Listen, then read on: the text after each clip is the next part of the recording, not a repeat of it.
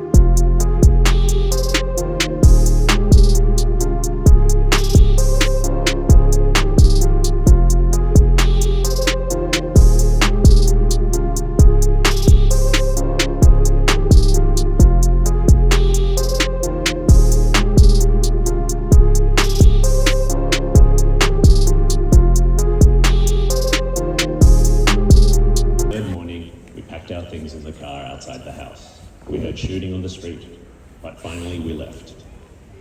All the bridges in Kiev were destroyed by our army to protect the city from the invading forces. There was only one road left to get out. By some miracle, the road was free at the time, and nothing happened to us. Just a couple of hours later, this road was taken by Russian soldiers. They even shot at civilian cars with families in them. A few days later, Irpin and Bucha were fully occupied. Well, we were on our way, just driving in a western direction without knowing where to, and everybody needed gasoline, place to sleep, Our friends found us a place to stay overnight outside Kiev, and the next day we went in the direction. At the time, it was so hard to find an apartment in the western part of Ukraine because millions of people went there. In Lviv, we had contact with a friend that we did not know so well, but she said, come, just come. I have a flat for you." Our friend welcomed us. She refused to take money for the apartment. She had already stuffed the fridge with all the food she could get in there. It was so overwhelming. We almost cried. The first and second month after the invasion was very hard for my wife and I. We were exhausted, as if we had been working physically hard every day and night, without any rest.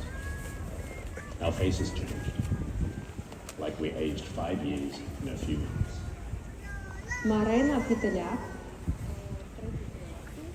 My name is Marina. I'm 30 years old and I live in Lviv. When my husband went to war, I made him a traditional Ukrainian amulet for good luck. I do traditional Ukrainian embroidery.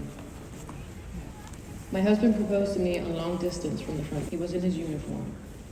We didn't have a wedding party. We didn't have any guests on the day. My husband's best friend was supposed to be there as our best man, but he was killed on that very day my husband proposed. When we left the marriage office, we came out into this courtyard where we played one of our favorite songs on a mobile phone. So we had our own little version of the wedding dance. My husband was home for 4 days, and we devoted all our time to each other. 9 months later, we had the baby. Isai is a blessing. He's now 4 months old. When my husband is away in the army, I keep saying that I keep a little part of my husband here with me. A lot of couples are getting married during the war because they need to live fast. For me, it's different. I find the obligation and responsibility of marriage bigger in wartime than in peace. As a wife, I'm responsible for this human no matter what happens. If my husband is wounded or anything else happens to him, it will be my fate too. He can come back with PTSD. No matter what, I need to accept him the way he becomes. That is a very serious decision. The hardest thing is to watch my husband say goodbye to his son. And when we talk on the phone, my husband asks, "How does our son smell? Please tell me about the way Isai smells."